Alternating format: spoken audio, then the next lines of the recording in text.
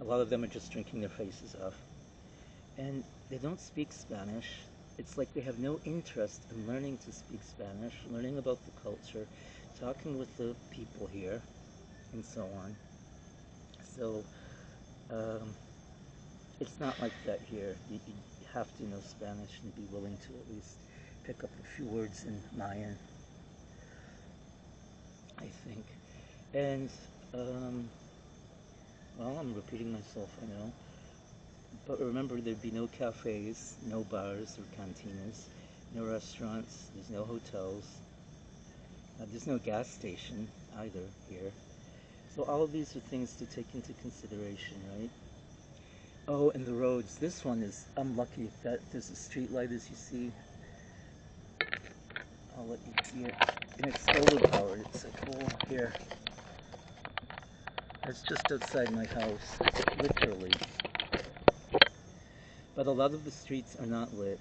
For instance, the street, someone was killed, was it about a month ago, going in, I think there were a few accidents actually. There was a mother and a daughter, then there was a man about 34 years old who was walking home at night. And it's about a little more than 2 kilometers from here to the center, and there's no lights along that road. And he was hit by a motorcycle. So that's a big concern. And he was killed instantly. He has a little daughter and a wife, poor things. So maybe the solution is just don't go out walking at night by yourself. Um, and around here it's okay, right down here, right? There's a street light on the next corner, but this little block is safe. A lot of people here have a light on their home or their front door, their front step, in their patio too. I have one too, but along that stretch of road there are no houses, so there's no lights. And then there's another stretch after that. It's about 5 or 6 kilometers long, and there are no houses and no lights along that. So I've been wanting to hike that, actually walk, and the people here suggested that I don't. They said no, that road is very narrow, it's rough, there's lots of twists and turns, people may not see you there. There's not much there's no sidewalk. If a car's coming, there's not much place to go, really. It's very narrow. And someone took me out there on a ride in a car. It was a moto taxi. I've been wanting to see it. Took me out there, and I thought, oh yeah, this is pretty not a wise idea, I guess. Although I do love walking, but there's plenty of other places around here to walk, I find. So that's one good thing about this town. It's very safe, it's quiet, people look out for each other. There's, what did I say, there's the 2 fruterias, there's the panaderia, and they come around to your house too. There's a cheese man who comes every Wednesday, there's a man who comes around every couple of days with marquesas, people sell tamales. So the market kind of comes to your door too at times. You just have to be there to catch it. What else? Well, I think that's it. So if you'd like a life like that, then yeah, this is a place to be. There's trash collection 3 times a week, Tuesday, Thursday, Saturday. Well, one thing to know is that the electricity and internet do fail at times. They flick off. They lasted for a day about a month ago. Then when the rainy season started here, I think one day it flicked off 3 different times. Yesterday there was a tremendous clap of thunder. I mean, so loud and shaking that the house actually vibrated. That's how loud it was. It startled me. I jumped from my chair. That's how loud it was. And we lost our electricity and internet then for a little bit. All things to be taken into consideration, I suppose. There's no mail delivery here. That's another thing. When I was trying to have something delivered, the people couldn't find it. And even people I've wanted to come couldn't find my house. So that's something too, right? it's not a tourist destination. You'd have to know um, Spanish and uh, so on, which I said, I'm repeating myself. Aside from that, it's a quiet little place. If you wanted a place to settle down into, a place to write or to do your artwork or something like that, then this would be the place to do it, to write music. You won't have a lot of interruptions. And I don't want to over-exaggerate like the snakes and things. I mean, they are here, for sure, and I've been told that the rainy season is going to bring them out, so to just be careful and keep my eye out.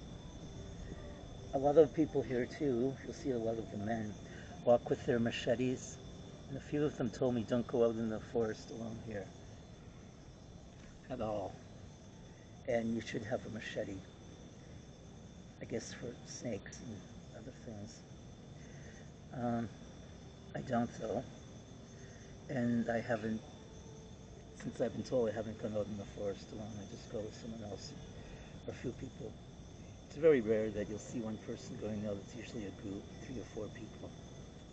So it's very lovely tonight. The sky's getting darker and darker. No rain at all today, which was odd. I'm not complaining. The trees and things are all getting green quickly.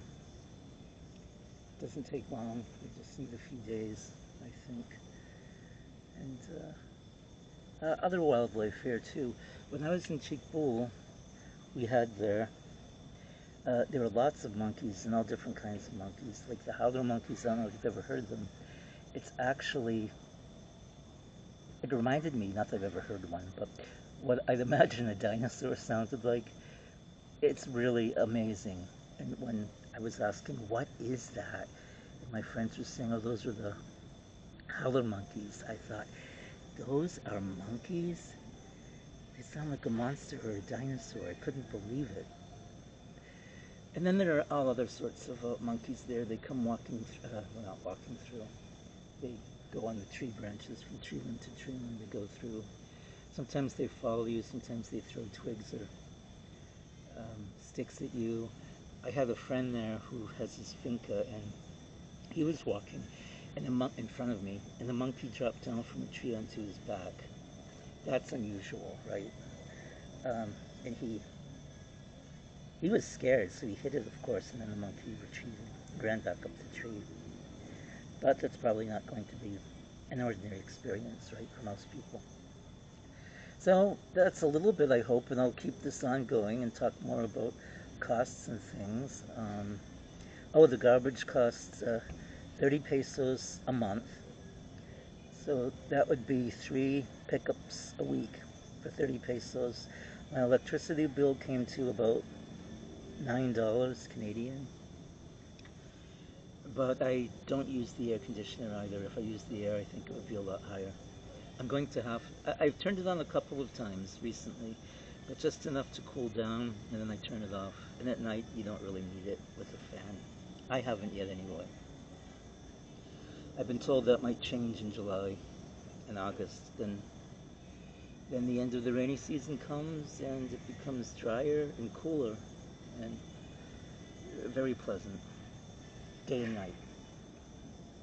Well, that's it for now, I think, and I'll come back with more material and more information and more suggestions and clearer prices. I was asked to give some clearer prices about how much exactly things cost and what exactly is available and so on and so forth.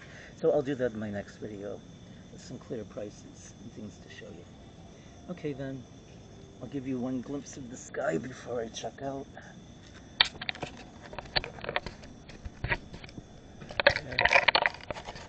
This is across from where I live. I don't know if you'll be able to see it clearly. Oh, the street lights. I'll go in the other direction then slowly. I don't know if that's going to do anything good though.